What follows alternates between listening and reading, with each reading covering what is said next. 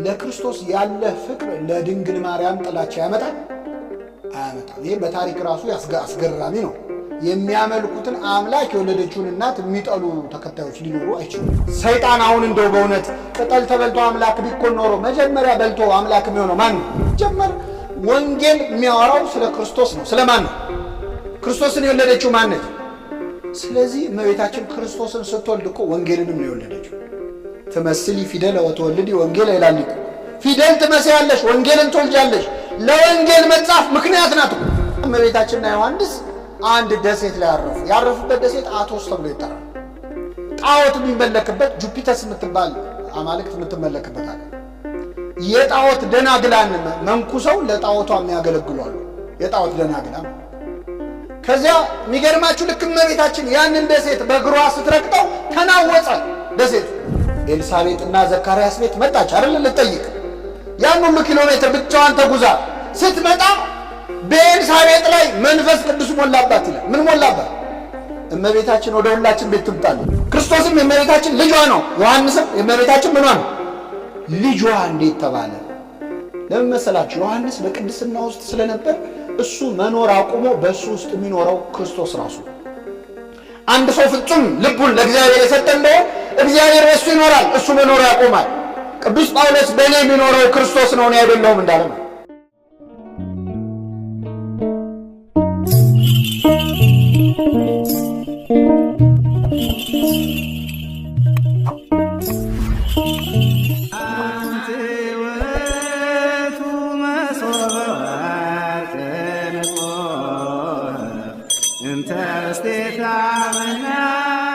አብ ወወልድ ወመንፈስ ቅዱስ አሐዱ አምላክ አሜን። የልዑል እግዚአብሔር ቤተሰቦች፣ የእናታችን የእመቤታችን የቅድስት ድንግል ማርያም ወዳጆች በእግዚአብሔር ሰላምታ እንደምናመሻችሁ አሜን። ምሕረቱን ቸርነቱን አብዝቶ እስከዚህ ያደረሰን በእድሜያችን ላይ የዛሬዋን ዕለት ይህችን ሰዓት የጨመረልን የአባቶቻችን አምላክ ልዑለ ባሕርይ እግዚአብሔር ስሙ የተመሰገነ ይሁን።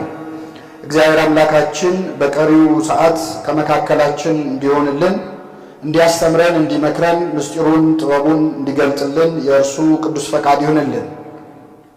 ነገር ግን በኢየሱስ መስቀል አጠገብ እናቱ የእናቱም እህት የቀለዮጳ ሚስት ማርያም መግደላዊት ማርያምን ቆመው ነበር።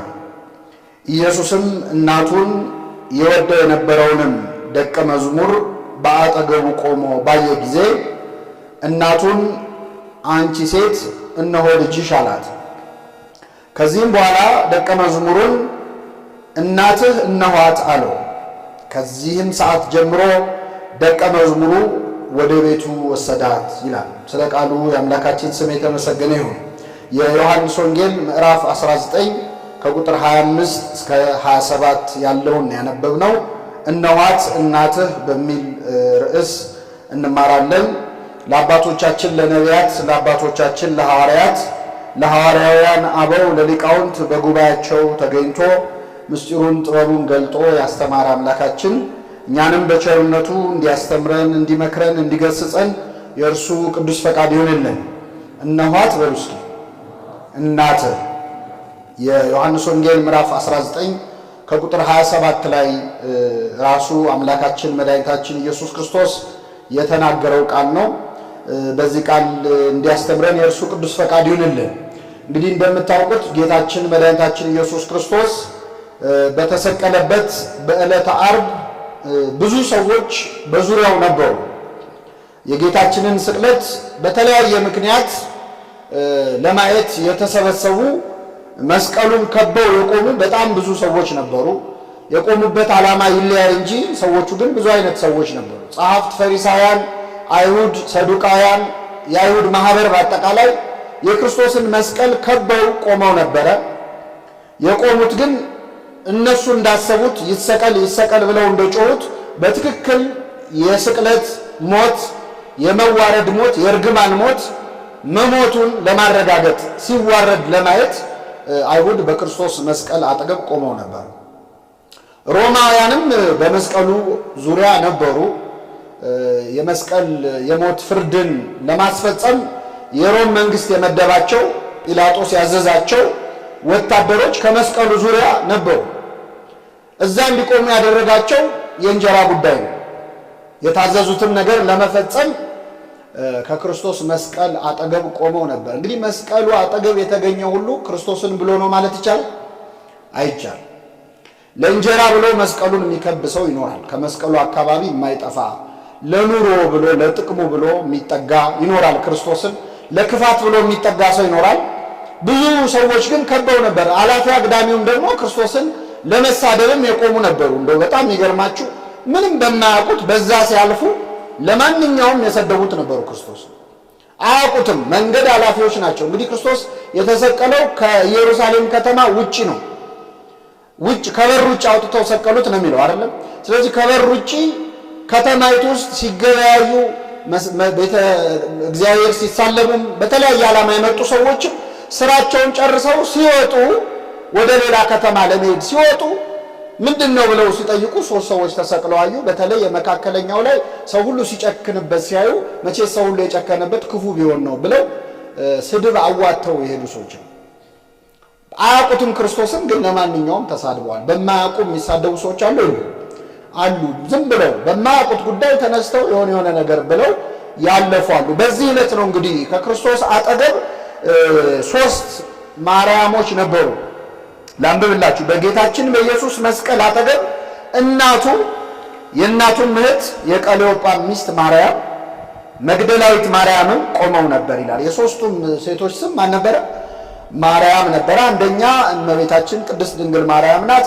ዮሐንስ በስሟ ጠርቷት አያውቅም። በነገራችን ላይ ዮሐንስ ወንጌል ላይ አንድም ቦታ ሌሎቹን ማርያም ይላል፣ እሷን ግን በስሟ አልጠራትም። በጣም የሚገርመው ግን እንደሷ ደግሞ የሚቀርበው የለም። ዮሐንስ 19 ዓመት አብሯት ኖሯል ከእመቤታችን። ግን መቀራረቡ እንኳን ስሟን ለመጥራት አላደፋፈረውም። አንድም ቦታ ላይ በስሟ አልጠራትም። የኢየሱስም እናት በዚያ ነበረች። እናቱ እያለ ነው የሚጠራት። እመቤታችን በጣም ስትቀርባት በጣም ወደሷ በተጠጋ ቁጥር ማንነቷ እየገባ ሲመጣ በስሟ እንኳን ለመጥራት ይከብዳል። ዘመድ ብትሆን እንኳን እንደ ኤልሳቤጥ የጌታዬ እናት እኔ ማን ነኝ ትላለህ። እመቤታችንን በጣም ስታውቃት ክብሯ ሲገባ ስሟን ለመጥራት እንኳን አቅም ታጣለህ። እኔ ማን ነኝ ትላለህ። ክብሯ አልገባህ እንደሆን ደግሞ እሷ ማናት ትላለህ። ማናት ድንግል ማርያም? ምን ይህን ያህል እንደዚህ መከበር ምን ያስፈልግ? ይሄ ስትርቃት መንፈስ ቅዱስ ሲቀርብ ግን እንደ ኤልሳቤጥ የጌታዬ እናት ትላለህ። እንደ ዮሐንስ ደግሞ አብረሃት አንድ ቤት እየኖርክ እንኳን በስሟ ለመጥራት ትከብዳለች። ለዚህ ነው የኛ ቤተክርስቲያን ዝም ብላ ዘንጥላ ማርያም አትልም። እመ አምላክ፣ እመ ብርሃን፣ ወላዲተ አምላክ ነው የምንለው። በጣም ብዙ ስሞች አሏት እመቤታችን በቤተክርስቲያናችን። ስለዚህ የኢየሱስም እናት በዚያ ነበረች። የቀሌዮጳ ሚስት ማርያም መግደላዊትም ቆመው ነበር ይላል። ክርስቶስ ተሰቅሎ ሳለ እንግዲህ 7 ቃላት ተናግሯል። 7ቱ አጽራሃተ መስቀል የምንላቸው ፍጹም ቃል ተናግሮ ነው። 7 እስመ ሁልቆ ሳብዕ በዕብራውያን ፍጹም ውእቱ ይላል። 7 ቁጥር በዕብራውያን ዘንድ ምንድነው? ፍጹም የሆነ ነገር ነው የተናገረው ክርስቶስ መስቀል ላይ ሆኖ 7 ቃላትን ተናግሯል። ተሰቅሎ የቆየው 3 ሰዓት ያህል። በ3 ሰዓታት ውስጥ ግን 7 አረፍተ ነገሮች ብቻ ነው የተናገረው። እኔ እንኳን አሁን በዚህ ደቂቃ 77 ቃላት ተናግሬያለሁ። ክርስቶስ ግን 3 ሰዓት ሙሉ 7 ቃላት ብቻ ነው የተናገረው። ሌላው ጥቂት ቃላት ናቸው የማይቀሩትም። ለምንድን ነው ክርስቶስ በጣም ጥቂት ቃላት የተናገረው? ከመሰቀሉ በፊት 6666 ጊዜ ምን ብሏል? ተገርፏል። ኃይሉ ደክሟል። ኃይሌ እንደ ገል ደረቀ ይላል መዝሙረ ዳዊት መዝሙር 68። ውሃ ጥም ብቻ አይደለም፣ አጥንቱ እስኪታይ ድረስ ስለተገረፈ አቅም አልነበረው።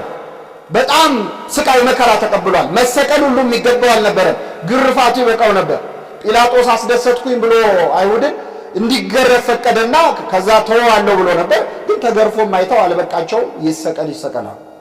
ስለዚህ ከተገረፈ በኋላ ልብ አድርጉ፣ አጥንቱ እስኪታይ በተገረፈ ሰውነቱ ላይ አንዴ ልብስ እያለበሱ አንዴ ልብሱን እየገፈፉ ልብ አድርጉ። ከቆሰለ ሰውነት ላይ ልብስ ሲነሳ ምንድን ነው? እየነጨ ነው የሚነሳው። መልሰው ያለብሱታል፣ ደግሞ መልሰው ይነጩታል። የሸዋ አክሊል ያደርጉለታል። ራሱን በዘንግ ይመቱታል። 3 ሰዓት ከመሰቀሉ በፊት የሚገርማችሁ ለ3 ሰዓት ደግሞ መንገድ ሄዷል። መስቀል ተሸክሞ ሄዷል። 3 ሰዓት አይፈጅም። ኢየሩሳሌም 1 ኪሎ ሜትር አትሆንም። በጣም ትንሽ ናት ከተማ። አሁን እኛ ኢየሩሳሌም ሲባል የምንስለው አገር ነው አይደለ? ግን ኢየሩሳሌም ትልቅ ከተማ ግቢ ማለት ነው። የራሷ በሮች አሏት። ትልቅ ግቢ ናት እና ከየትም አቅጣጫ ወደየትም አቅጣጫ ብትሄድ በምንም ተአምር 3 ሰዓት ቀርቶ 30 ደቂቃ አይፈጅም። ክርስቶስ ግን 3 ሰዓት ሙሉ ተጉዟል። ያችን ከተማ ለመውጣት ከጲላጦስ አደባባይ እስከ ቀራንዮ ድረስ ከተሰቀለበት ከበር ውጭ ድረስ 3 ሰዓት ፈጀ። ለምን ፈጀ? የተሸከመው መስቀል በጣም ይከብደው ነበር። ተሸክሞ ደግሞ አያስኬዱትም ነበር፣ ይመቱት ነበር፣ ይገርፉት ነበር። መስቀል ይዞ ሲወድቅ በተኛበት ይረግጡት ነበር። ከዚህ ሁሉ ስቃይ በኋላ ነው ክርስቶስ መስቀል ላይ ወጣ። መስቀል ላይ መሰቀል ደግሞ በጣም ትንፋሽ ራሱ ያጥራል። በነገራችን የሚገለውም መስቀል ላይ የተሰቀሉ ሰዎች ሰው ተንጠልጥሎ አይሞቱም እኮ። መስቀል ላይ የተሰቀሉ ሰዎች የሚሞቱት ለመተንፈስ በጣም ይቸገራሉ ተንጠልጥለው ሳል እና ከእግራቸው ከፍ እያሉ ነው ትንፋሽ ሰብስበው መልሰው የሚቀበሩ። ለዚህ ነው ከግራና ከቀኝ ያሉት ወንበዴዎች ስላልሞቱ እግራቸውን ሰበሯቸው፣ ወዲያውኑ ሞቱ ይላል አይደል? ሰው እግሩ ተሰብሮ አይሞትም ወዲያው። ለምንድን ነው እግራቸው የተሰበረው? ከፍ ብለው አየር መሳብ አይችሉም፣ በዛ ይሞታሉ። እና በዚህ የጭንቅ ሰዓት ነው እንግዲህ ክርስቶስ የማይቀሩ ስንት ቃላት የተናገረ? 7 ቃል የማይቀሩ። የመጀመሪያው ቃሉ የሚያደርጉትን አያውቁምና ይቅር በላ። የሥራቸውን ስጣቸው አይደለም፣ ፍረድባቸው አይደለም፣ እንዳሰቃዩኝ አሰቃያቸው አይደለም። አያውቁምና የሚያደርጉትን ይቅር በላቸው። የመጀመሪያ ንግግሩ ስለ ጠላቶቹ፣ በጠላቶቹ ነው የጀመረው ክርስቶስ ንግግሩ። ከነዚህ ሶስተኛው ቃል ግን ወደ ደቀ መዝሙር ጎንበስ ብሎ ክርስቶስ ወደ ታች ሲያይ ዮሐንስና እመቤታችን አሉ። አንቺ ሴት እነሆ ምንሽ ልጅሽ፣ እሱን ደግሞ እነኋት እናት። ክርስቶስ መስቀል ላይ ሆኖ ነው ይህን ቃል የተናገረው። እነኋት ምንህ እናት። ስቃይ ላይ እኮ ነው። ስቃዩ ግን እናቱን አላስረሳው። ቁስሉ፣ ግርፋቱ ምንም ሊያስረሳ ይችላል። ሰው ሲደረደም መከራ ሲመጣበት ሁሉ ነገር ይዘነጋዋል። ክርስቶስ በተገረፈው ግርፋት እናቱን አልረሳትም። መስቀል ላይ ሆኖ በዓይኑ ሲፈልግ ነበር እናቱ እና ዮሐንስና እመቤታችን ከስር ቆመዋል። አንቺ ሴት እነሆ ልጅሽ፣ አንተ ሆይ ደግሞ እነኋት እናት። እንግዲህ ክርስቶስ ዓርብ ዕለት በተሰቀለ ጊዜ ዮሐንስ አብሮ ነበረ። በእውነት ዮሐንስን ትንሽ እናድንቀው። ክርስቶስ ስንት ሐዋርያት ነበር ያስከተለው? አቤት 12። ከመስቀል ስር የተገኘው ግን ስንት ነው? አንድ ነው። በጣም ይገርማችሁ፣ እንገኛለን ያሉት ብዙ ናቸው፣ ፎክረዋል። በተለይ ሐሙስ ዕለት እንደሚሰቀል ሲነግራቸው ከአንተ ጋር አብረን ለመሞት ሁሉ ዝግጁ ነኝ አለ ቅዱስ ጴጥሮስ። ፎከረ፣ ዛተ። ሲዝት ጴጥሮስ እንዲህ ከተናገረ እኛ ስለምን ይቅርብን ብለው እነሱም ተከትለው ጌታ ሆይ ለመሞት ዝግጁ ነን፣ እኛም እንሞታለን አሉ። ጽድቁ ቀርቶብኝ በቅጡ በኮነነኝ ይባላል አይደል? እንኳን ሊሞቱ እዛ ቦታ ላይ አልተገኙ። በመዋረድ አልቦ ዘመድ ጊዜ ተዋርዶ ይላሉ አንዱ ባለቀን። በመዋረድ ቀን የለም ዘመድ፣ በተዋረድክ ቀን ዘመድ የለም። ልብ አድርጉ። ክርስቶስ ተአምር ሲያደርግ ብዙዎች አብረውት ነበሩ። አብሮ ሲያበላ ሲያጠጣ ሲረባረቡ ነበረ። 5000 ሕዝብ ሲመግብ ሲያቀብሉ ሲያስተናግዱ ነበር። በታቦር ተራራ ልብሱን በፀሐይ ሲያበራ ክብሩን ለመካፈል አብረውት ነበሩ። የስቃዩ ጊዜ ግን ማንም አብሮት አልነበረ። ቅዱስ ዮሐንስ በዚህ እናደንቀዋለን። በመዋረድ ቀን ዘመድ የለም። ዮሐንስ ግን እስከ መጨረሻው ድረስ ክርስቶስን ተከተለ እና በዚያ ታማኝነቱ የተደነቀው ክርስቶስ እናቱንና እመቤታችንን መስቀል ስር ሲያይ አንቺ ሴት እነሆ ልጅሽ፣ አንተ ደግሞ እነኋት እናትህ። ይህ ቃል ያደራ ቃል ነው። በጣም የምናቃልለው ቃል አይደለም። የክርስትና ማዕከል በሆነው በመስቀሉ ላይ የተናገረው ቃል ነው። ክርስቶስ የተናገረው ቃል ሁሉ ዋጋ አለው። ግን ትንፋሽ እያጠረው የተናገረውን ቃል ግን እንደ ተራ ቃል አንቆጥረው። ለክርስቲያኖች ሁሉ ተናዞ የሞታቸው ቃላት አሉ። የመጨረሻ ንግግሮቹ የማይቀሩ ጉዳዮች። ለጠላቶቹ ጸለየ፣ ተጠማሁ አለ፣ አባቶይ ነፍሴን በእጅህ አደራ እሰጣለሁ አለ። የማይቀረው ቃል ግን እነኋት ምንህ እናትህ። እመቤታችንን እናት አድርጎ የሰጠበት ቃል የመስቀል ላይ ቃሉ ነው። መስቀል ላይ ከተናገራቸው ቃላት የመስቀሉ ቃል ለሚጠፉት ሞኝነት ነው። መስቀል ላይ የተናገረው ቃል ለሚጠፉ ሰዎች ተራ ነገር ነው።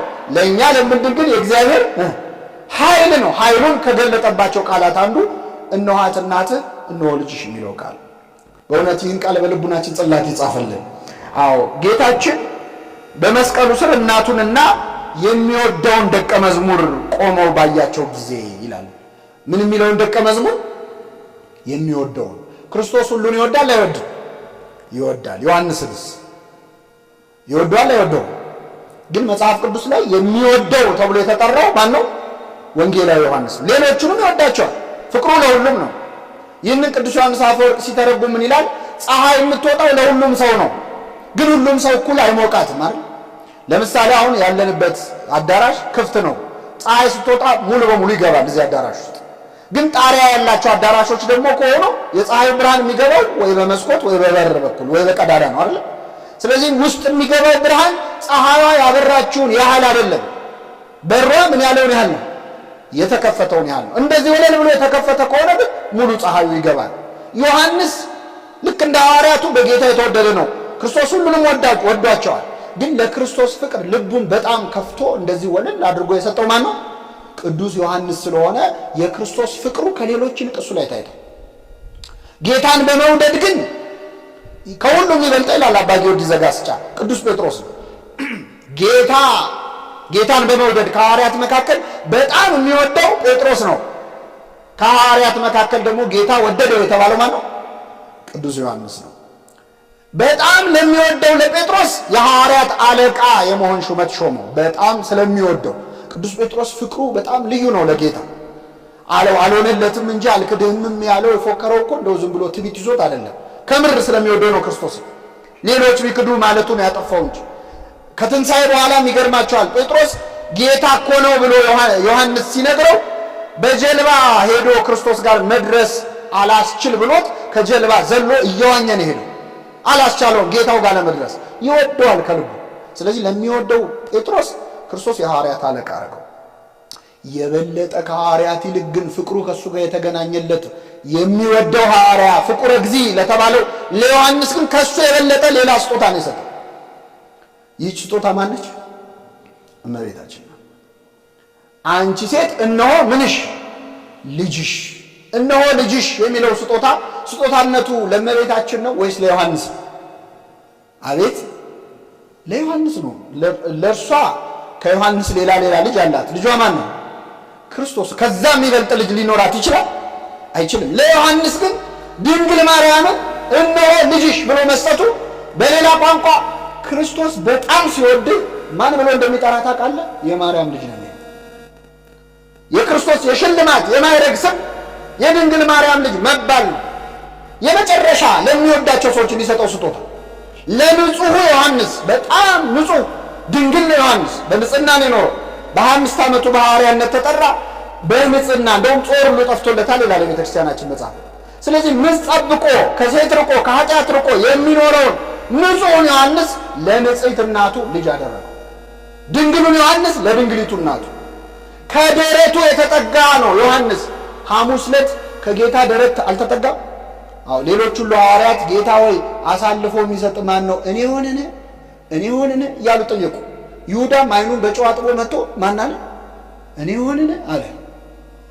አንተ አልክ አለው። ዮሐንስ ግን አሳልፎ የሚሰጥህ እኔ ሆንን አላለም። ትዕቢት ይዞት አይደለም፣ አሳልፎ እንደማይሰጠው ያውቃል፣ ይወደዋል። ጌታ ሆይ ማን ነው አሳልፎ የሚሰጥህ ብሎ ከጌታ ደረት ተጠጋ ይላል። ከጌታ ምን ተጠጋ? ከደረቱ ለተጠጋው ዮሐንስ ከደረቷ አስጠግታ ያሳደገችውን እናቱን ሰጠ። እነሆ ምንሽ ልጅሽ ብሎ እዚህ ላይ በደንብ የምታስተውሉት እነሆ ልጅሽ አለ እንጂ እነሆ እንደ ልጅሽ እዩ ብሏል አላለም። እንደ ልጅ ይሁንሽ አላለም። እነሆ ምንሽ ልጅሽ ነው ያለው። ክርስቶስም የእመቤታችን ልጇ ነው። ዮሐንስም የእመቤታችን ምኗ ነው? ልጇ። እንዴት ተባለ? ለምን መሰላችሁ? ዮሐንስ በቅድስና ውስጥ ስለነበር እሱ መኖር አቁሞ በእሱ ውስጥ የሚኖረው ክርስቶስ ራሱ። አንድ ሰው ፍጹም ልቡን ለእግዚአብሔር የሰጠ እንደሆነ እግዚአብሔር በእሱ ይኖራል፣ እሱ መኖር ያቆማል። ቅዱስ ጳውሎስ በእኔ የሚኖረው ክርስቶስ ነው እኔ አይደለሁም እንዳለ ነው። የእግዚአብሔር ማደሪያ ሆኗ። እንደውም አንዱ ሊቅ ምን አለ? ለሌላ ክርስቶስ አሳልፎ ሰጣት ይላል። እየሰማችሁ he gave her for another Jesus ለሌላ ክርስቶስ አሳልፎ ሰጣት። እነሆ ልጅ ይሁንሽ ሳይሆን እነሆ ምንሽ ልጅሽ። ቅዱሳን ወደ እግዚአብሔር ሲቀርቡ ራሳቸው የእግዚአብሔር ማደሪያ መቅደስ ይሆናሉ። አውግስጢኖስ የተባለ አንድ አባት አለ። በጣም በዝሙት በኃጢአት ይኖር የነበረ ሰው በኋላ ንስሐ ገባ። ንስሐ ከገባ በኋላ አዲስ ሕይወት ሲጀምር መንኩሶ በድንግል በቅድስና መኖር ሲጀምር ድሮ በዝሙት የሚያውቁት ሴቶች እየመጡ ያስቸግሩታል። እና አንድ ቀን መንገድ ላይ እየሄደ አንዲት ሴተኛ ዳሪ የሮጠች ትከተለዋለች። አውግስጢኖስ እያለች ትጠራዋለች። ዞር ብሎ አይቶ እንዳልሰማ ሄዳል። አውግስጢኖስ ደጋገመች። መጨረሻ ላይ ያዘችውና እንዴ አውግስጢኖስ እኔ እኮ ነኝ አለችው። አዎ አንቺ ነሽ፣ እኔ ግን እኔ አይደለሁም ማለት። በፊት የምታውቂኝ እኔ አይደለሁም። ክርስቲያን ራሱን ለእግዚአብሔር አሳልፎ ሲሰጥ የማን ማደሪያ ይሆናል?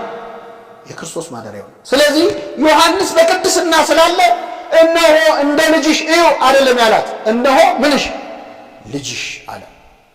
በጣም ትልቅ ክብር ነው በእውነት ለዮሐንስ የተሰጠው። ይህ ክብር ለእኛ ተሰጥቶናል አልተሰጠን? መልሱልኝ። አንዳንድ ሰዎች አይ ለእኛ አልተሰጠም ይላሉ። ለእኛ አይደል ለዮሐንስ ብቻ እግዚአብሔር ይስጣቸው። አዎ ለእነሱ አልተሰጠም። ምክንያቱም እኔ እንዴት እናቴ ለክርስቶስ ነው እንጂ ለእኔ እናት አይደለችም የሚል ሰው ይሄ ሰውዬ በዚህ ንግግሩ ብቻ እመቤታችን እናቱ ልትባል ትችላለች? አትችልም። እኛ እናታችን ምንላት እንደ ዮሐንስ ንጹሐን ቅዱሳን ሆነን ደናግላን ሆነን አይደለም። አባ ጊዮርጊስ ምን ይላል? ከኔ ጋር በሉ። ስለ ቸርነትሽ እመቤቴ ነሽ። ልድገመው። ስለ ቸርነትሽ እናቴ ነሽ፣ ስለ ንግስትነትሽ እመቤቴ ነሽ። እንደ ንግስትነቷ ምናችን ነች? አሁን ለአምላክ እናት ተብላ ለእኛ እናት ሆናለች? ሊከብደን ይገባል። አንዳንድ ደፋሮች ደግሞ እህታችን ናት ይላሉ። ለአምላክ አክስት አጎት ሊሆኑ ማለት ነው። እግዚአብሔር ማየ ብሎ ጠርቷት አንተ እንዴት ነው እህቴ የምትለው? ከክርስቲያኖች እንዳንዱ አድርገው ሊቆጥሯት የሚሞክሯል። አማኝ ነች። የመጀመሪያው አማኝ ድንግል ማርያም ነው። በጣም ይገርማል። ከክርስቲያኖች አንዷ ብለው እመቤታችንን መዳፈር ማለት ይሄ። እስቲ ልጠይቃችሁ፣ እኛ ክርስቲያኖች የሆነው መጀመሪያ የእግዚአብሔር ልጅነት ያገኘ ነው በምንድን ነው? መልሱ እንጂ። በጥምቀት ነው። ስንጠመቅ የእግዚአብሔርን ምንነት አገኘ? ልጅነት። ከዚያ ቀባሜሮን ተቀባል። ቀባሜሮን ስንቀባ ምን አገኘ? የመንፈስ ቅዱስ ማደሪያ ሆንን አይደለ? ከዚያ ሥጋ ወደሙ ተቀበልን። እርሱ በእኛ እኛ በእርሱ ሆነ። አንድ ክርስቲያን የሚሆነው እነዚህ ሶስት ምስጢራት ሲፈጽም ነው። በጥምቀት ልጅነት፣ በሜሮን የመንፈስ ቅዱስ ጸጋ፣ በሥጋውን ደሙን በመቀበል ደግሞ የእግዚአብሔር ማደሪያ መሆን ያገኘ። እመቤታችንን በዚህ መልኩ ልንመዝናት እኮ አንችልም። እኛ የምንጠመቀው የእግዚአብሔርን ምንነት ለማግኘት፣ እሷ ምንነት ነው ያገኘችው? እናትነት ነው። የእግዚአብሔር ልጅነት እናትነት ነው ያገኘችው። እግዚአብሔርን አባቴ እግዚአብሔርን ፈጣሪ ያላለ ልጄ ብሎ የጠራ ግን የለም። ልጄ ብሎ ሊጠራ የሚችል ወደፊቱም የለም። ገብርኤል ሆይ ከአምላክ አማልደን፣ ጊዮርጊስ ሆይ ከአምላክ አማልደን፣ ድንግል ሆይ ከምንሽ ከልጅሽ ፈጣሪውን እማዬ ብሎ የጠራ ማን አለ ከመቤታችን በቀር? እማዬ ብሎ የጠራት ፈጣሪዋ ልጇ አምላኳ የሆነ አምላኳ ልጇ የሆነ። እኛ ስንጸልይ ወደ አምላካችን ነው እንጸልየው። እሷ ግን ወደ አምላኳ ወደ ልጇም ነው። ጸሎት ቢል ተናግሮ ተሰብስ ለእግዚአብሔር። እኛ ከእግዚአብሔር ጋር ነው የምንነጋገረው። እመቤታችን ግን ከልጇም ጋር እኮ እናት ልጇን እንደምታናገር በስልክም ይሁን በአካል ድንግል ማርያም እኮ ልጇ ነው እያናገራት ያለ። ለእሷ ጸሎት ከባድ ነገር አለ። ከልጇ ጋር መነጋገር ነው።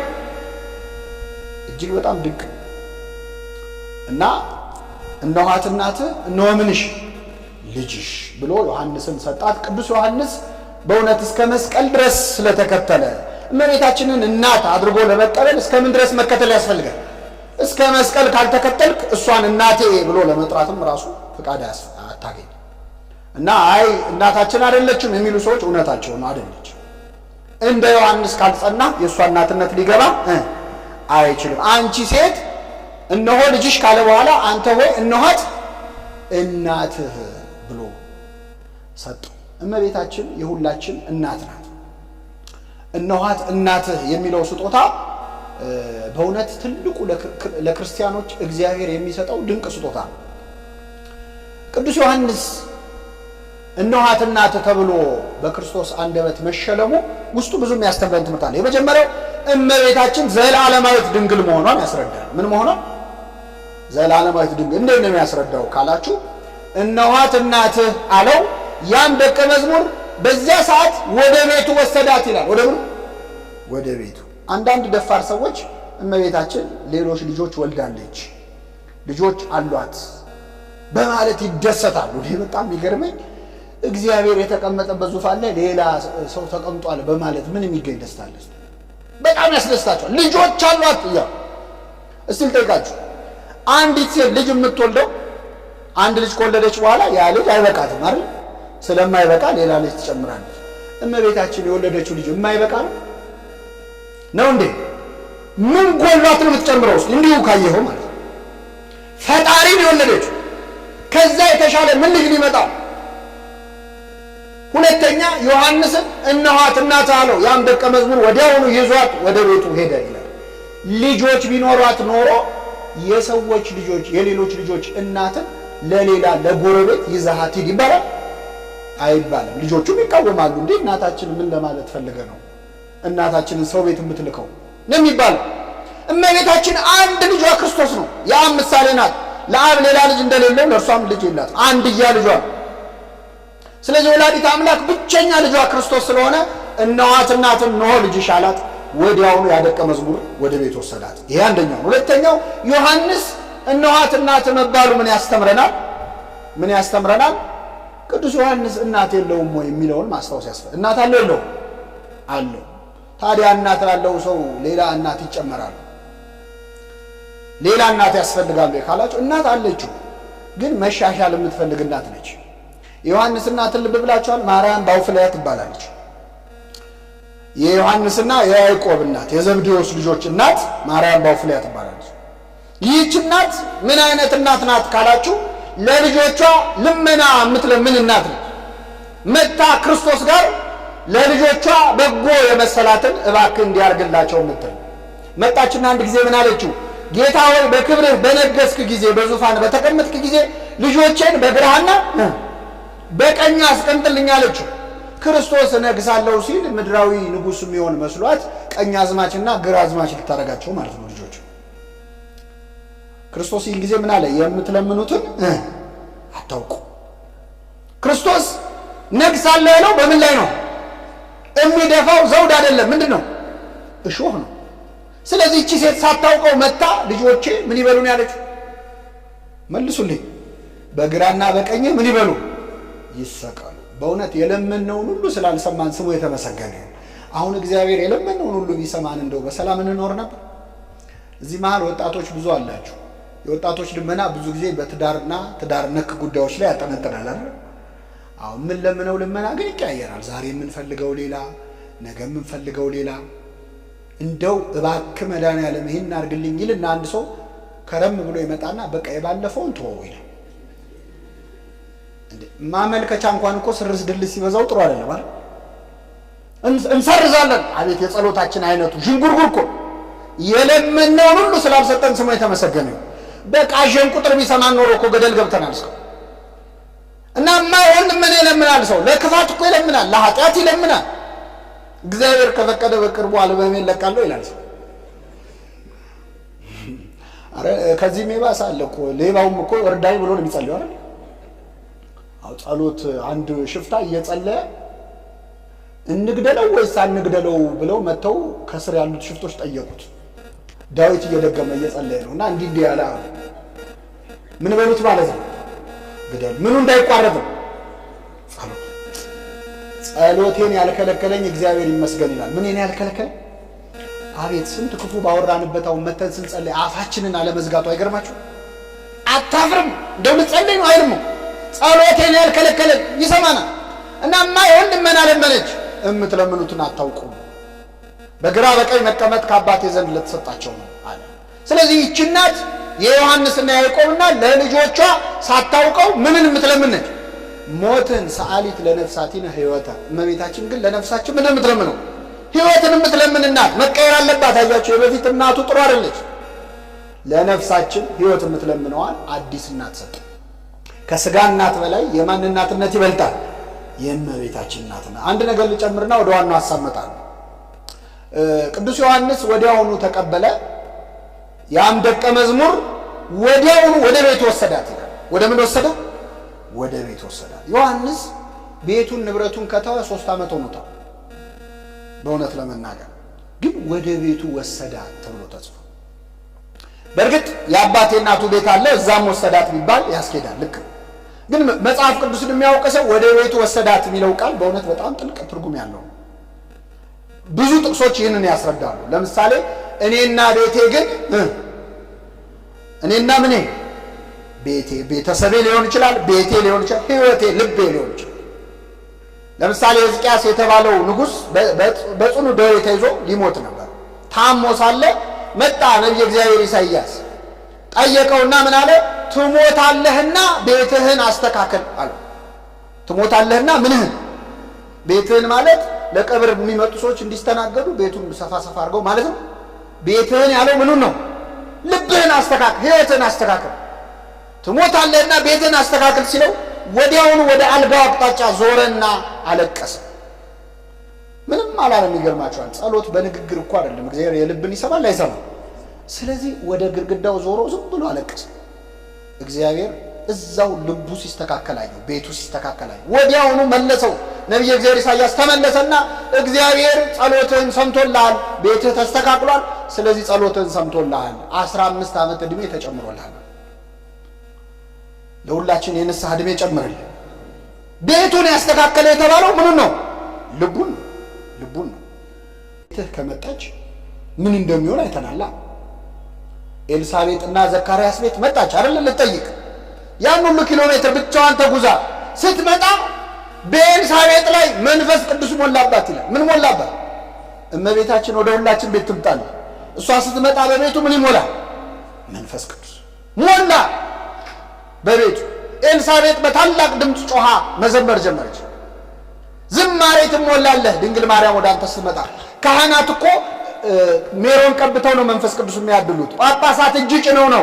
ድንግል ማርያም እጇን ሳትጭን ሜሮን ሳትቀባ በሰላምታዋ ብቻ በኤልሳቤጥ ላይ መንፈስ ቅዱስ ሞላች። ወደ ሁላችን ሕይወት ትምጣለ። አቤት አይ ምን ብላ ይሆን እንደው ኤልሳቤጥ ቤት ስትመጣ? እንዴት አመሻችሁ ብላ ይሆን? እንዴት ዋላችሁ? ያው ከሁለት አንዱ ነው የምትለው። ብቻ በሰማይ ድምጿን ለመስማት ያብቅ። ስትሰማው መንፈስ ቅዱስ ይሞላባል። ጮሃ አንቺ የተባረክሽ ነሽ፣ የማኅፀንሽ ፍሬ ምን ያለ ነው? የተባረከ ነው። ድንግል ማርያም የመጣችበት ቤት ይባረካል። ጽንሱ ይዘላል፣ ያመሰግናል። ዮሐንስ እናቱ ሆድ ውስጥ ሆኖ ዘለለ። አይወጣ ነገር ገና 4 ወር ይቀረዋል፣ 3 ወር ይቀረዋል፣ 6 ወር ነው አይደል? ይቀረዋል፣ መውጣት አይችል። ስለዚህ ውስጥ ሆኖ የእናቱን ሆድ በሩን አንኳኳ። ውስጥ ሆኖ ተንቀሳቀሰ። ቢወጣ እኮ ይዘምር ነበር ለእመቤታችን። እሷ ስትመጣ መንፈስ ቅዱስ ይሞላል፣ ትሕትና ይሞላባል። እኔ ማን ነኝ ታሰኛለች። እሷ ቤትህ ከመጣች በቃና ዘገሊላ ሰርግ ነበረ። የኢየሱስም እናት በዚያ ነበረች ነው። እሷ ያለችበት ሰርግ ይሆናል። እውነት ለመናገር ድንግል ማርያም የሌለችበት ሰርግ ለቅሶ ነው። በቃና ዘገሊላ ሰርግ ቤት እሷ ባትኖር እኮ ሙሽሮች የዕድሜ ልክ ውርደት ነበር የሚሆንባቸው። ገና በ3ኛው ቀን የአይሁድ ሰርግ እኮ 7 ቀን ነው። ገና በ3ኛው ቀን መጠጥ አለቀ።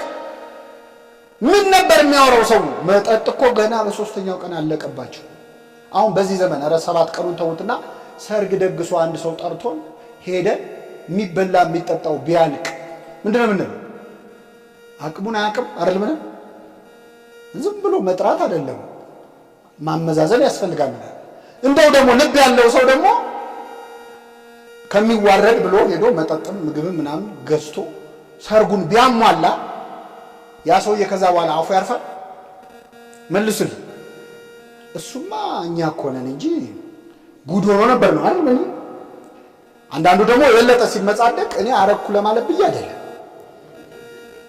ያው ጥሎብኝ ማረግ ወዳለሁ ግን አረጋለሁ ብዬ ማውራት አሁን ምን እያረገ ነው?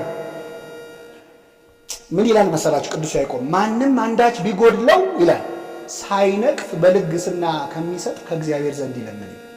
ምን ሳይ ሰጥቶ የማይነቅፍ እግዚአብሔር ብቻ። ሰዎች ካረጉልህ አያስቀምጡህ።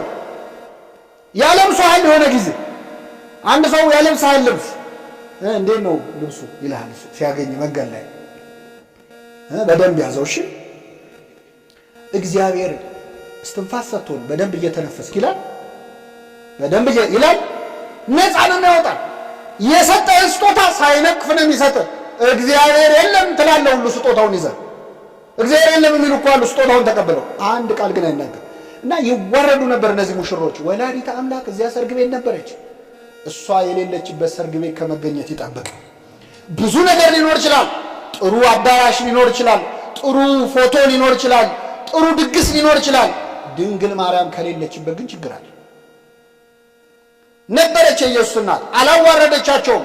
ሰው እንኳን አልሰማም። ጉድለታቸው ማንም ሳይሰማ ሰው ብቻ አይደለም ሙሽሮቹ ራሱ አልሰሙ።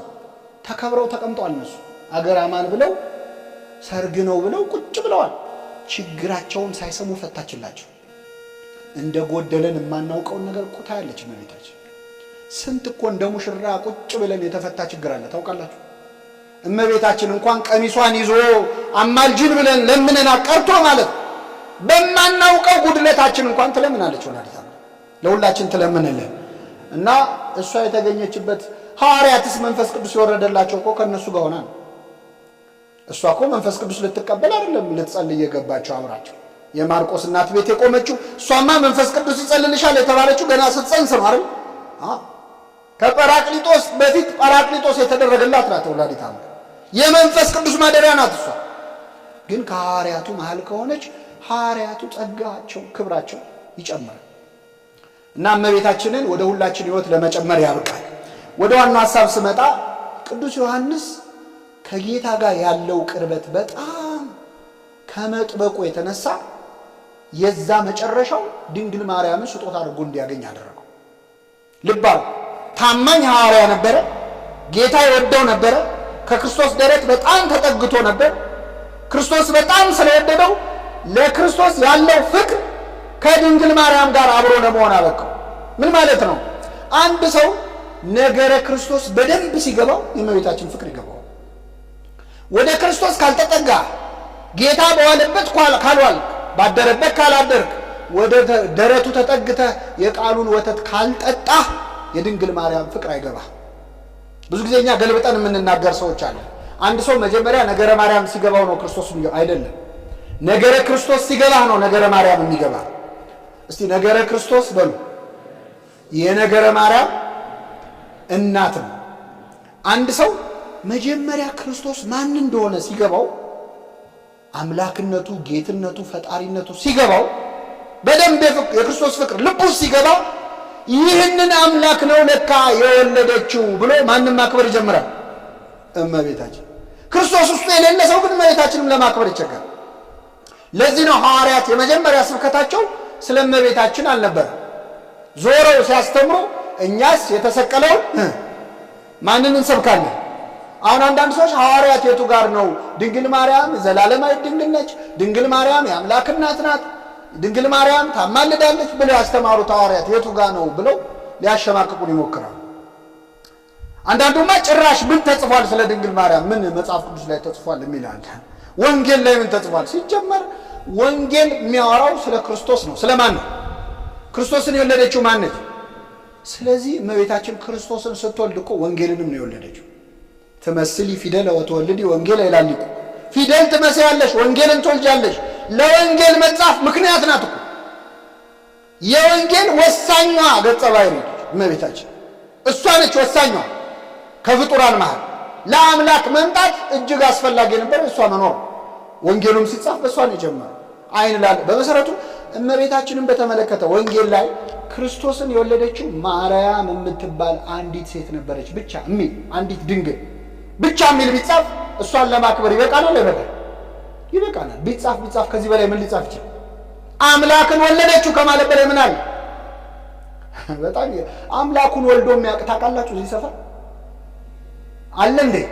ያሳዩንና አርፈን እንቀመጣለን። አንዳንድ ሰዎች ምን በቃ ወለደችው አበቃ ምንድነው ይሄን ያህል ይላሉ። ያሳዩና አምላኩን ወልዶ የሚያውቅ እናቆማለን። ሰው በቅድስና ተጋድሎ እንደ መላእክት መሆን ይችላል፣ እንደ ሰማዕታት መሆን ይችላል፣ እንደ ጻድቃን መሆን ይችላል፣ እንደ ጊዮርጊስ መሆን ይችላል፣ እንደ አቡነ ተክለ ሃይማኖት መሆን ይችላል። ድንግል ማርያምን ግን መሆን አንዴ ነው የተወለደው ክርስቶስ። ለማንም ያልተሰጠ ሊሰጥም አይችል ክብር ነው የተሰጠው። አምላክን ከመውለድ በላይ ምንም ክብር የለም። እና ነገረ ክርስቶስ በጣም ሲገባ ለካ እሱን የወለደችው ትላል። ሐዋርያት ስለ እመቤታችን መጀመሪያ ለምን መስበክን አላስቀደሙ? ነገረ ክርስቶስ ለምን አስቀደሙ? የመጀመሪያው ሐዋርያት የሰበኩት ለአይሁድ ነው። ከዚያ ደግሞ ለአሕዛብ። ለማንና ለማልኳቸው አይሁድ ጋር ሄደው ስለ ክርስቶስ አስተምረዋል። መጀመሪያ ልጠይቃቸው፣ አይሁድ በክርስቶስ አምላክነት ያምናሉ አያምኑ? አቤት አያምኑ። ቢያምኑማ የሰቅሉትም አይደለም። እንደውም አምላክ ነኝ ብለዋል ብለው ነው ልብሳቸውን ሲቀዱ የነበረው ድፍረቱ ብለው። ስለዚህ በክርስቶስ አምላክነት አያምኑ። በክርስቶስ አምላክነት ለማያምን አይሁዳዊ ድንግል ማርያም የአምላክ እናት ናት ተብሎ ይሰበካል እንዴ? እሱ ሲገርመን እሷም የአምላክ እናት ናት ነው የሚሉት። ምንም ጥርጥር የለውም። በድንግልና ነው የወለደችው ብትላቸው ያምናሉ? አያምኑም። በሰላም የኖረችውም የማን ልጅ መስሏቸው ነው? የዮሴፍ ልጅ። ወንጌሉ ምን ይላል? እንደ መሰላቸው የማን ልጅ ሆኖ? የዮሴፍ ልጅ ሆኖ ነው የሚለው። የዮሴፍ ልጅ እኔና አባትህ ስንፈልግ ነበር ብላለች እመቤታችን። ለምን? በእነሱ ሕሊና ክርስቶስ የማን ልጅ ሆኖ ስለሚታሰብ እንጂ በድንግልና ነው የተጸነሰ የተወለደው የሚለውን ቃል ቢነገራቸው ጥሩ ምክንያት አገኙ እመቤታችንን ለመግደል ለማሰቃየት ነው። በመንፈስ ቅዱስ ነው የጸነስኩት ብትል ማን ይሰማታል? በአይሁድ መሃል ልባል። ስለዚህ ሐዋርያት መጀመሪያ ያስቀደሙት ነገረ ክርስቶስን ነው። ክርስቶስ አምላክ መሆኑን ያመነ ሰው ከዛ ሲቆይ ድንግል ማርያም የማንና መሆኗን ያምናል?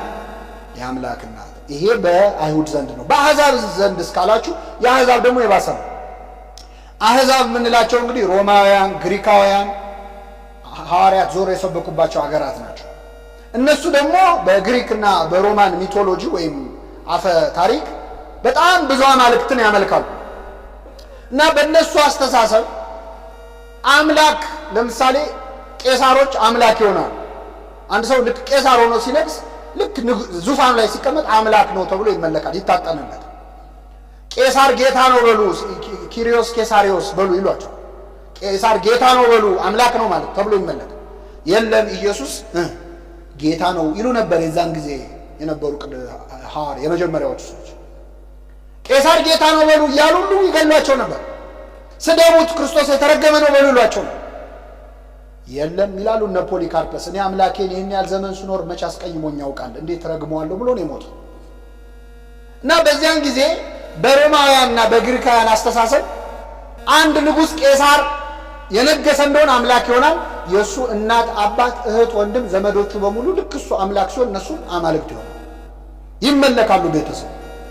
ስለዚህ የአምላክ ቤተሰብ ሁሉ ምንድን ነው? በአይሁድ በግሪክ አስተሳሰብ አማልክት ነው። ስለዚህ ሐዋርያት ሄደው ድንግል ማርያም የአምላክ እናት ናት ብለው ቢሰብኩ ምን ማለት ነው የሚሆነው? ለግሪካውያን ድንግል ማርያም የአምላክ እናት ናት ከተባለ ምንድን ነው ይመስላል? አምላክ ናት ማለት ነው። እመቤታችን ደግሞ አምላክ አለች ናት እንዴ? የአምላክ እናት ነች። እናመልካታለን። አሁን ደግሞ መከራችን እያየን ያለ ነው። ታመልኳታላችሁ ቢሉ ሰዎች። እስቲ አንድ ጥያቄ ልጠይቃችሁ። ከትንንሾቹ ልጀምር እንዳልሳሳት። እዚህ ጋር ያላችሁ ልጆች ሲጋራ ታጨሳላችሁ? አታጨሱ። አይዟችሁ አታጨሱ። ማውቃለሁ፣ ለዛ ነው የጠየኳችሁ። ሲጋራ የማያጨስን ሰው ቁጭ አድርገን አታጨስ ይባላል? ተው አንተ ልጅ ተው አታጨስ ይባላል? አያጨስም እኮ ይመከራል። አናመልካትም የሚልን ሰው አይ ታመልካታል እንደ እግዚአብሔር ያሳያችሁ። ልባችን እንግዲህ እኛ እመቤታችን አናመልካትም፣ ልናመልካትም አንፈልግም፣ እንድትመለክም እሷም አትፈልግም። የጌታ ባሪያ ያለችው አይደል እንዴ? እና በሌለ ባልተወረወረ ጦር ጋሻ የሚይዙ ሰዎች አሉ፣ የሚከራከሩ መመለክ የለባት ኧረ አላልም እያልክ አላጨስም፣ ኧረ አይ ቁጭ በል ልምከር እንደማለት ነው። በእውነት እግዚአብሔር ልቡና ይስጣቸው። እና የአምላክ እናት ናት ብለው ቢሰብኩ ኖሮ ምንድን ናት ማለት ይሆናል? አምላክ ናት። የተፈጸመ ታሪክ ልንገራችሁ። አቶስ የሚባል ተራራ አለ ግሪክ ውስጥ። ቅዱስ ዮሐንስ ከእመቤታችን ጋር አብሮ ኖሯል። እና አብሮ ሲኖር በኤፌሶን ሀገረ ስብከትም ኖሯል። በነገራችን ላይ እግር ጥሏቸው አውሮፓ የመሄድ አጋጣሚ የምታገኙ ሰዎች ኤፌሶንን ተሳለሙ። በእውነት እመቤታችን የኖረችበት ቤት አለ። ይገርማቸው የተኛችበት ሁሉ አልጋ አለ። በጣም በጣም የሚገርም ስፍራ ነው እና እዛ ከዮሐንስ ጋር በነበረች ጊዜ ቆጵሮስ ወይም ሳይፕረስ የምትባለው ሀገር ውስጥ ይኖር ነበር አልዓዛር። ያ ጌታ ከሞት ያስነሳዋል አይደል? እና አልዓዛር እመቤታችንን ይናፍቃት ነበር። ደብዳቤ ይጽፍ ነበር ለእመቤታችን። በእውነት እንዴት አይነት ክብር ነው! ለእመቤታችን ደብዳቤ መጻፍ ይጽፍ ነበር እና እባክህ ላክልኝ ይዛትና ይለው ነበር ዮሐንስ። እና ይዟት መጣ ዮሐንስ። ሲመጣ መሃል ላይ የመርከብ አደጋ ገጠማቸውና እመቤታችንና ዮሐንስ አንድ ደሴት ላይ ያረፉ። ያረፉበት ደሴት አቶስ ተብሎ ይጠራል። ጣዖት የሚመለክበት ጁፒተስ የምትባል አማልክት የምትመለክበት ሀገር። የጣዖት ደናግላን መንኩሰው ለጣዖቷ የሚያገለግሉ አሉ። የጣዖት ደናግላን። ከዚያ የሚገርማችሁ ልክ እመቤታችን ያንን ደሴት በእግሯ ስትረግጠው ተናወጸ። ደሴቱ ተናወጸ። ጣዖቱ ላይ ያረፈው ሰይጣን ሰባበረው። ከዛ መነኮሳቱ ሸሽተው ወረዱ ወደታች። ሲወርዱ እመቤታችን ቆማለች። ሲያዩት ምን አሉ? ከጁፒተስ የምትበልጥ አምላክ መጣች። ከምን የምትበልጥ? በቃ ጠንቋይ ቤት የሚሄድ ሰው ሁሉም ነገር ጥንቆላ ነው የሚመስለው። ታውቃለህ፣ ኃይለኛ አስማተኛ ነው ይሄ ይላል። በመንፈሳዊ ነገር ቢሆን አይገባውም። እና ከጁፒተስ የምትበልጥ መጣች። እመቤታችን አምላክ አይደለሁም ማለች። ቅዱስ ዮሐንስ ወንጌል አስተማራቸው። ቁጭ አለ። በግሪክ ቋንቋ ስትናገር ሰምተው ተደነቁ ይላል። ምን ላይ ተጸጋረች እመቤታችን? የማታውቀው ቋንቋ የለም። ገረማቸው። እንዴት ቻለች የኛን ቋንቋ? ምንድነው? ለምን አነሳሁት? የአምላክ እናት ናት ብሎ ለአሕዛብ መስበክ ማለት ምንድናት ማለት ነው? አምላክ ናት። ስለዚህ ነገረ ክርስቶስ ሰው ሲገባው ነገረ ማርያም ይገባዋል ምንለው ለዚህ። ሁለት ቁም ነገሮች ላንሳና እናጠቃልላለን። እመቤታችን ቅድስት ድንግል ማርያምን ለዮሐንስ ክርስቶስ እነኋት እናትህ ብሎ ሰጠው። እኛ ለሁላችን ለክርስቲያኖች እነኋት እናትህ ተብላ ተሰጥታለች። የእመቤታችን እናትነት ያስፈለገን ከዚያ በፊት የነበረችን የሁላችን እናት ሌላ አለች። ማን ነበረች? ሔዋን። ከሷ የተሻለች ሌላ ሔዋን ታስፈልገናለች። ነገረ ማርያም በጣም ወሳኝ የሆነው ሁለተኛው ነገር ምንድነው? ሰው እንዴት ወደቀና እንዴት ተነሳ የሚለው ነገረ ድነት የሚገባ ነገረ ማርያም ሲገባ ነው። ከኔ ጋር ናችሁ? ለምሳሌ መጽሐፍ ቅዱስን ስትገልጡ ሲጀምር ምን ብሎ ይጀምራል? በመጀመሪያ እግዚአብሔር ሰማይና ምድር ይላል። ከዚያ እግዚአብሔር ስለፈጠረው አፈጣጠር ይናገርና ምዕራፍ 2 ላይ እግዚአብሔር ሰውን ፈጠረው ከምድር አፈር አበጀው ይላል። ስለዚህ ስለ አዳም አመጣጥ ለማወቅ መጀመሪያ ስለ ሰማይና ስለ ምድር አመጣጥ ማወቅ ያስፈልጋል። እንበልና መጽሐፍ ቅዱስ ሲጀምር በመጀመሪያ አዳም ነበረ ብሎ ቢጀምር ኖሮ አዳም ከየት እንደመጣ ማወቅ ይቻላል? አይቻልም። እንዲሁም አልተቻለም አይደል? ከዝንጀሮ ነው ከጦጣ ነው ይባላል አይደል? እዚህ 5 ኪሎ አለች አንድ ጦጣ። አታቋትም? ታቋታላችሁ? አታቋትም? ማን ነበር ስሙ? ሉሲ። መቼስ ሰው ናት ብላችሁ እንደማታምኑ ተስፋ አደርጋለሁ። ጦጣ በጣም እድለኛ ጦጣ ነች አይደል? እንደ ሰው በዚህ ደረጃ ሳይከበር ጦጣ እንደዚህ እንክብካቤ በጣም ደስ ይላል በእውነት። ለእንስሳት ብርቅዬ ከዋሊያ ከነ ምንድነው ቀይ ቀበሮ ቀጥሎ ኢትዮጵያ ያለው ብርቅዬ እንስሳ ሉሲ ነች እንጂ ሰው ናት። አለዚህ ኢቮሉሽን እናምናለን በሉና እንገናገር። እና ልብ አድርጉ፣ ኖሮም እንኳን ሰው ይክዳል ማለት ነው አይደል? ግን ስለ አዳም ከመናገሩ በፊት መጀመሪያ አዳም ስለተፈጠረባት መሬት ጽፏል መጽሐፍ ቅዱስ። አንድ ነው። ሁለተኛ ቀጥሎ አዳምና ሔዋን ከገነት መባረራቸው ታሪክ ተጽፏል። እንዴት? መጀመሪያ ሰይጣን በእባብ ሥጋ ውስጥ ተሰውሮ መጣ። ሔዋንን አነጋገራት፣ ክፉ ምክር መከራት። አዳምና ሔዋን አትብሉ የተባሉትን ዕፀ በለስ በሉ። ከገነት ምን አሉ? ተባረሩ። እንበልና አሁንም የእባብንና የሔዋንን ንግግር ከመጽሐፍ ቅዱስ ብናወጣውና አዳም የሚባል አንድ ሰውዬ ነበረ፣ ሔዋን የምትባል ሚስት ነበረችው። ትንሽ እንደቆዩ እግዚአብሔር ከገነት አባረራቸው ቢባል ታሪኩን ለመረዳት ይቻላል። ስለዚህ ስለ አዳም አመጣጥ ለማወቅ መጀመሪያ አዳም ስለተፈጠረባት መሬት ማወቅ ያስፈልጋል። ስለ አዳምና ሔዋን ድቀት ወይም መውደቅ መውጣት ከገነት መባረር ለማወቅ መጀመሪያ ስለ እባብና ስለ ሔዋን ቃለ ምልልስ ማወቅ ያስፈልጋል። ሐዲስ ኪዳን ላይ ነው ያለነው። ሁለተኛው አዳም ማን ነው? አቤት ብሏል ቅዱስ ጳውሎስ አይደለ? ኋለኛው አዳም ብሎታል። ስለ መጀመሪያው አዳም አፈጣጠር ለማወቅ መጀመሪያ ስለ መሬት አፈጣጠር ማወቅ ያስፈልጋል ካልን ስለ ሁለተኛው አዳም ለማወቅ መጀመሪያ ስለማን ማወቅ ያስፈልጋል? ስለ መሬታችን ማወቅ ያስፈልጋል። አዳምና ሔዋን እንዴት ከገነት ወጡ? እባብና ሔዋን ተነጋግረው ነው። ዕፀ በለስ በልተው ነው። የሰው ልጅ ድጋሚ ወደ ገነት እንዴት ተመለሰ? ገብርኤልና እመቤታችን ተነጋግረው ነው። የገብርኤልና የእመቤታችንን ቃለ ምልልስ ሳትሰማ የሰው ልጅ ድነት ሊገባ አይችልም። አሁን ሰዎች የምንታዘባቸው ለሰው ልጅ መውደቅ ምክንያት የሆነችው ማናት ስትሏቸው ማናት ይላል። መልሱልኝ። ለሰው ልጅ መዳን ምክንያት የሆነችው ማን ነው አይሉ። ይሞታሉ እንጂ አይሉ። ሔዋን ለኛ መውደቅ ካደረገችው ድንግል ማርያም ለኛ መነሳት ያደረገችው ይበልጣል አይበልጥም? ይበልጣል። በሔዋን ምክንያት ከደረሰብን በድንግል ማርያም ምክንያት የደረሰልን ይበልጣል።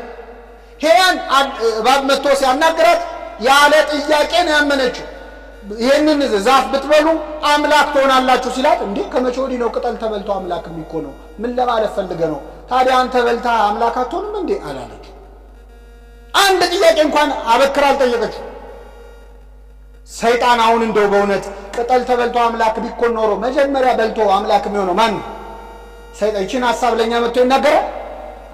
በቃ በሙሉ የአገሩን ቅጠል ይጨርሰው ነበር። ፍላጎቱ ምን መሆን ነው? አምላክ መሆን ነው። ሔዋን አልጠየቀችውም። እስመ ይእቲ ገራይተ ሐምሉ ይላል። የጎመን እርሻ ናት። የነገሯትን ሁሉ አመነች። አንድ ጥያቄ አልጠየቀችው። እመቤታችን ግን ገብርኤል መጥቶ አምላክን ትወልጃለሽ ሲላት መሬት አልሳመች። እኔ ነኝ እንዴ የምወልደው ጎሽ አላለች። ወንድ ስለማላው እንዴት ይሆናል? በጣም ይገርማል። ሔዋን ስለማታውቀው ሆና ስለማታውቀው ተነግሮ ተሰምቶ ስለማያውቅ ዕፀ በለስ ነው ጓጉቷ የበላችው። እመቤታችን ግን ስለ አምላክ መወለድ ትንቢት ስታነብን ያደገችው ሲነገራት እኔ ነኝ እንዴ ብላ ደስ አላላት። ወንድ ስለማላውቅ እንዴት ይሆናል? አቤት ስንተርከው ቀለለኩ። ልብ አድርጎ 15 ዓመቷ የ15 ዓመት ብላቴና ገናና መልአክ ገብርኤል ብርሃናዊ መልአክ ፊቷ ቆሞ ደስ ይበልሽ ጸጋ ይሞላብሽ ሆይ ሲላት ወንድ ስለማላውቅ እንዴት ይሆናል? ይህ እንዴት ይሆናል ትላለች።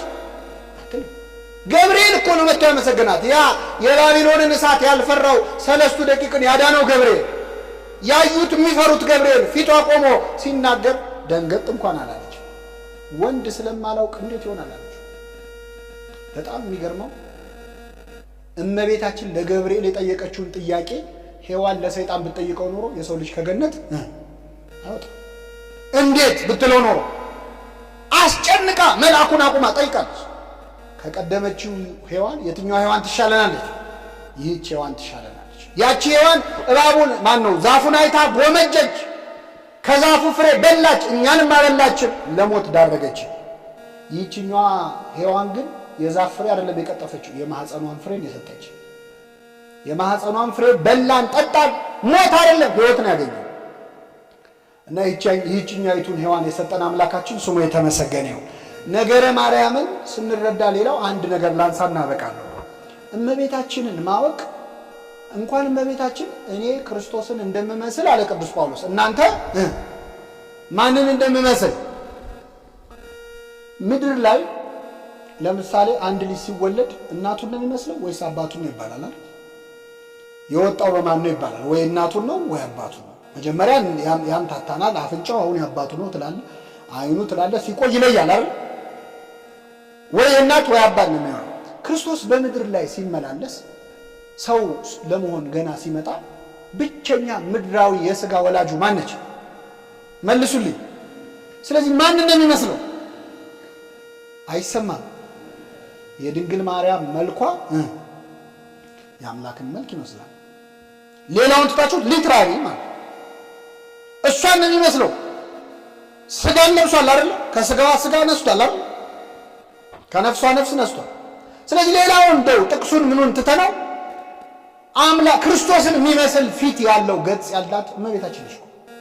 የሚገርማችሁ የመጀመሪያዎቹ ክርስቲያኖች እመቤታችንን ለማየት ይጓጉ ነበር ክርስቶስ ካረገ በኋላ።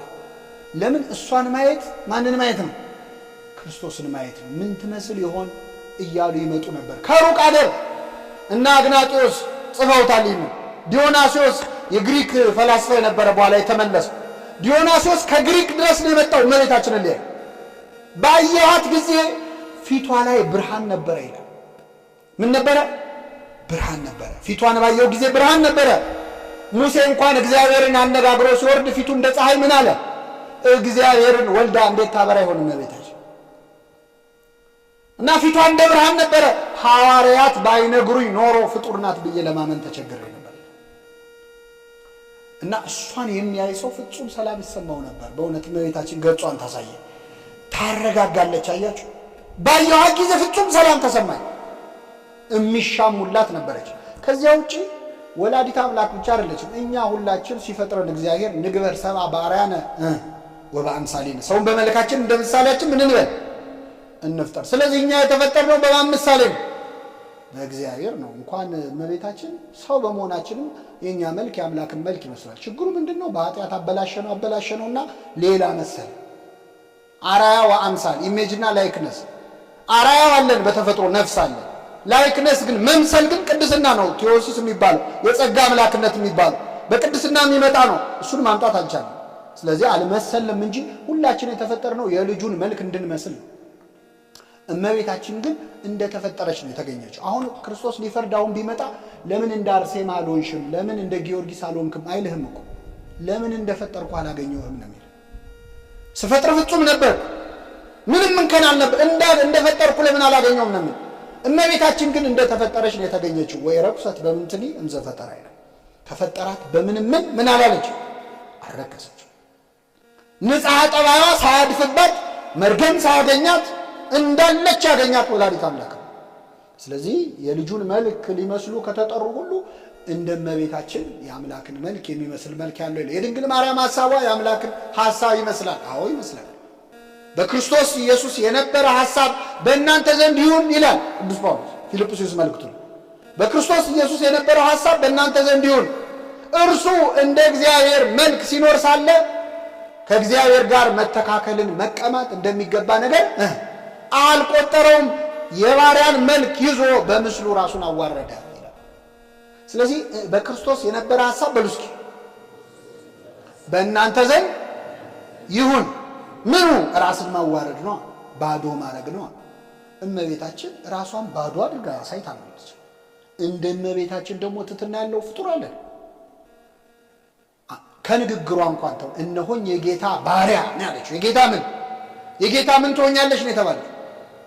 ታውቋል እኮ እነሆኝ የጌታ እናቱ ማለት ትችላለች። በኋላም ስትጸልይ ነፍሴ እግዚአብሔርን ታከብረዋለች፣ መንፈሴም በመድኃኒቴ።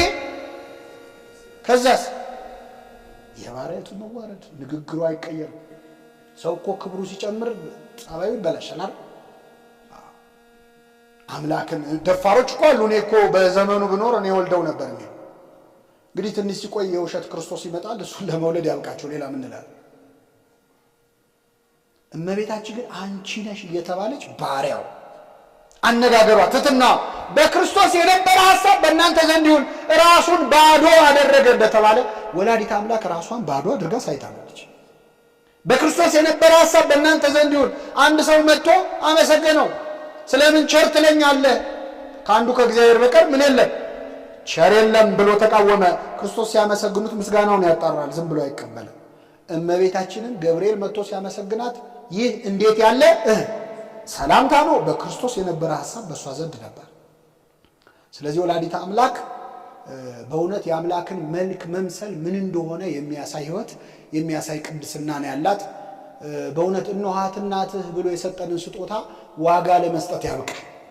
አዎ ሰው እግዚአብሔር ሊምረው ሲፈልግ የእናቱን ፍቅር ያሳድርበታል። ለክርስቶስ ያለ ፍቅር ለድንግል ማርያም ጥላቻ ያመጣል? አያመጣም። ይሄ በታሪክ ራሱ አስገራሚ ነው። የሚያመልኩትን አምላክ የወለደችውን እናት የሚጠሉ ተከታዮች ሊኖሩ አይችሉም። አንዳንድ ሰው ሲናደዱሉታል። ገና ስሟ ሲጠራ ብልጭ የሚልባቸው ሰዎች ነው። ግራ ይገባናል። ግን አባ ጊዮርጊስ ነግሮናል። ምክንያቱም ነግሮናል። ያንቺን ስም ሲሰማ መብረቅ የጮኸ ያህል ሰይጣን ይደነግጣል። ገና ማርያም ሲባል ሰይጣን ክው ነው የሚለው። ከፍጡራን መሃል ከፈጣሪ አይደለም፣ ከፍጡራን መሃል እንደሷ ተቀድሶ ያየው ስለሌለ ሰይጣን የድንግል ማርያምን ስም ሲሰማ ይደነግጣል፣ ይጮሃል፣ ይፈራል። ስለዚህ ያጣጥላል። እርሷ ማናት ያሰኛል። በእውነት ክርስቶስ አንዳንድ ሰው የሚናገረውን ንግግር ስታየው እንደው ከኔ በምን ትበልጣለች የሚሉ ሰዎች አሉ። ክርስቶስ ዙፋኑ ፊት ቢያቆምህ ቆመህ እናትህ ከኔ በምን ትበልጣለች ትለዋለህ? እንደው አይኑ እያየ በዙፋኑ ፊት ቆመህ እሷ ከኔ በምን ትበልጣለች ትላለህ? እንኳን ድንግል ማርያምን ቀርቶ እያንዳንዱ ሰው ይላል ቅዱስ ጳውሎስ ከእርሱ ይልቅ ባልንጀራው እንደሚበልጥ በትህትና ይቁጠር ነው የሚለው። ምኑ እንደሚበልጥ አይደለም ድንግል ማርያም ባልንጀራህን ካንተ እና አሳንሰህ እንድታይ ነው፣ ራስን አሳንሰህ እንድታይ እና በጣም በእውነት እመቤታችን ፍቅሯን ትሳልብን። ለሌሎች የሚደረግ ምስጋና የማይቆረቁራቸው ሰዎች፣ ስለ እመቤታችን ሲዘመር የሚናደዱ ሰዎች መዝሙራቸውን ሲሰሙት ግን አብዛኛው ስለ ራሳቸው ስንቱን አየሁት፣ ስንቱን አሳልፌ፣ ጠላቴ ጉዳረኩ ምናምን የሚል መዝሙር። ጠላቴ ማን ነው? አቤት ታዲያ ሰይጣን ከተዘመረለት እመቤታችን እንዴት ነው የማይዘመር? የዳዊት ልጆይ ማረኝ የሚል ብዙ መዝሙር አለ። የማርያም ልጆይ ማረን ብንለው ይምረናል አይምረን? ዳዊት ለክርስቶስ አባቱ አይደለም? ስንት ሺህ ዓመት ልዩነት አለ በመሃላቸው። የዳዊት ልጆይ ማረኝ ስላለ ከማረው የማርያም ልጆይ ማረን ስንለው ይምረናል። እስቲ የማርያም ልጆይ ማረን በል። እና ወላዲተ አምላክ በእውነት በልቡናችን ጽላት የሰማነውን ትጻፍ።